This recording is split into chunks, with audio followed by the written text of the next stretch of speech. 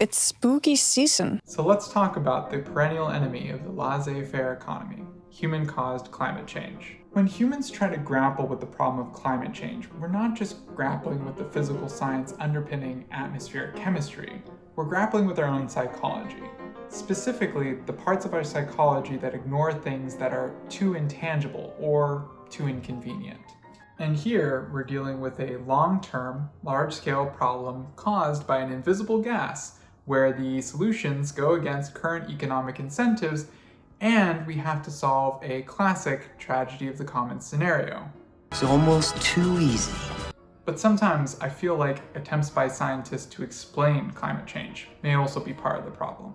For example, do you agree that the planet Venus is warm because it has a lot of carbon dioxide in its atmosphere? And I say warm enough to melt lead on its surface. Do you agree? I don't believe we have the proper measurements of Venus from over 10 billion years ago, so I can't tell the relationship with the Earth. Okay, go ahead, Bill. This is the carbon dioxide in 1750 in parts per million as represented by fountain pen ink. This is it today, even though it's a very, very small fraction, 0.04%. It's still quite noticeable, and it affects the world's climate. When you extract the data from this trend, you extract the trend from this data, the world is getting warmer. It's continually getting warmer. And these data are so compelling that they overwhelm any effect that might have come from this winter. Here, Bill's using statements that highlight the correlation between atmospheric carbon dioxide and increased temperatures. The implied argument is, hey look, this is a really tight correlation, and no other reasonable factors seem to be correlated. Basically, it's, look at this graph!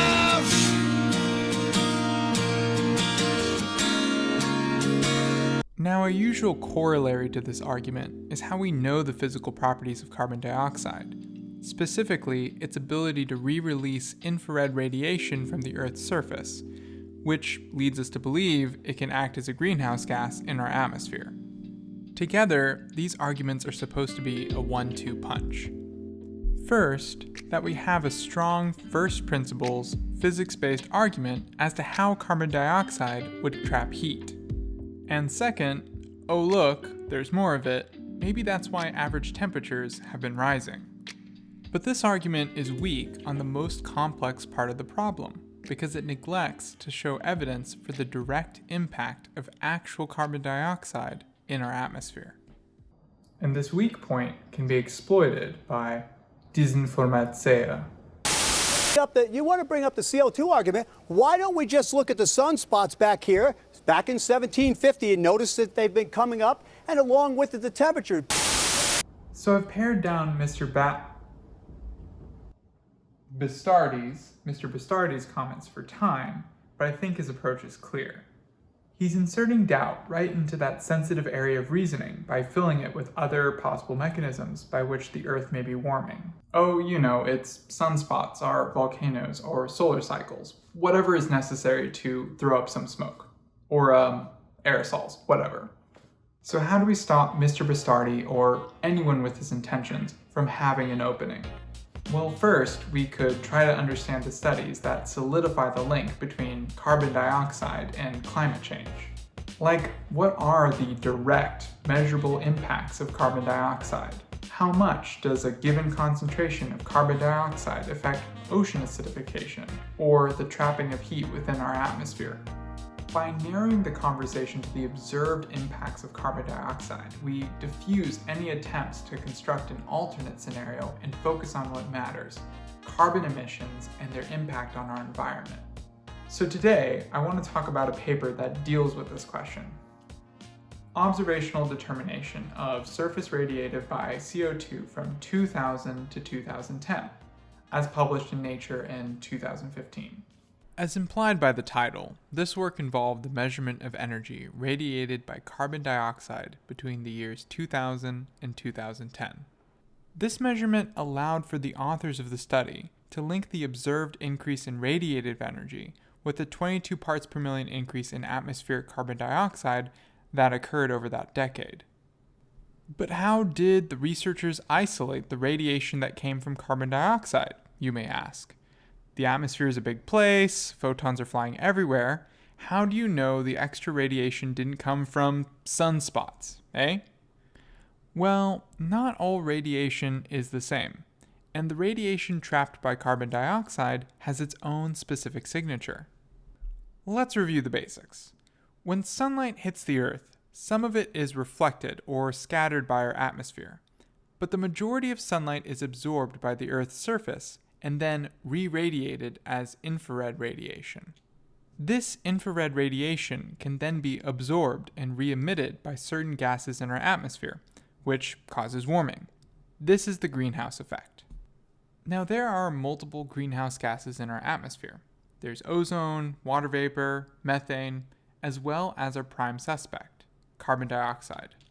All of these gases absorb and then re-emit infrared radiation, but they do so differently because of the distinct nature of these gases at the molecular level. For example, carbon dioxide only emits infrared radiation with specific frequencies between 600 and 800 wave numbers. For ozone, it's around 1000 wave numbers, water vapor higher than 1200 wave numbers, etc., etc. It's similar to how we can tell where light passed through a stained glass window. Like, I can say that this blue light here must have passed through a blue piece of glass and not a red piece without being able to see the part of the window it came from. Our greenhouse gases are also emitting different kinds of light, their own unique spectral fingerprints. Using this knowledge, and two fancy spectrometers, one in Oklahoma and one in Alaska, our researchers made thousands of continuous measurements of the infrared light spectrum, and when analyzing this data, they isolated the signal of the infrared radiation coming specifically from carbon dioxide and removed the influence of radiation coming from water vapor and whatnot. And the trend they saw is, well, pretty convincing. A consistent upward movement of the measured infrared radiation tightly correlated with independent measurements of carbon dioxide concentrations. This data also does another thing. It quantifies exactly how much energy is being added to Earth's atmosphere due to the 22 parts per million increase measured over the same time period, which comes out to 0.2 watts of energy per square meter on Earth. This is where our paper stops. But the conversation doesn't stop here. Citing one paper is unlikely to convince, but understanding that direct measurements have been made to corroborate climate models moves the conversation forward. We've narrowed the area of possible disagreement to the observed trapped infrared radiation and whether it leads to climactic change, a much better starting point than a correlation. So let's say that you can get someone to agree that these numbers are real. How do you then help them understand the scope of the problem? Well, let's try this. Overall, we haven't just added 22 parts per million of carbon dioxide to our atmosphere. Since the beginning of the Industrial Revolution, we've added 137 parts per million. So by making the basic assumption that this scales linearly, we should have about 1.24 watts per square meter, which is approximately the amount of energy needed to continuously power an LED light bulb. So how much energy really is this? Is this a lot? Is this a little? How will one LED light bulb's worth of energy being added to every square meter affect our planet? It's hard to understand the magnitude of a dispersed statistic, so let's put this all together. Instead of talking about the radiant energy added to each square meter of our planet, we could talk about the total for the entire planet, which we can do quite easily by multiplying our 1.24 watts per square meter by the surface area of Earth to get this number here. Based on this calculation, every second, carbon emissions add 632 terajoules of energy to our planet's atmosphere, which is 10 times the energy of the atomic bomb dropped on Hiroshima in 1945. Now, what do we do with that information? Should I stop the video here and say, now you understand the impact of climate change? Or should I put together a Daisy-style pathos-inducing montage?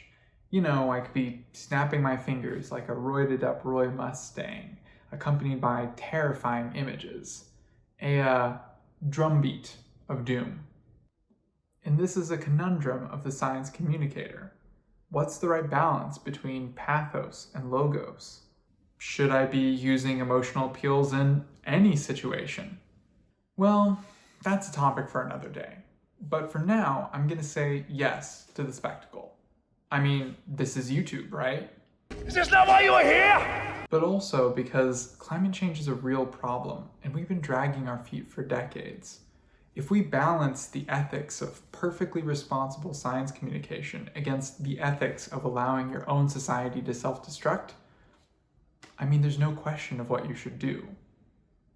So remember, man-made carbon emissions are causing the equivalent of 10 atomic bombs worth of thermal energy to be added to our atmosphere every second.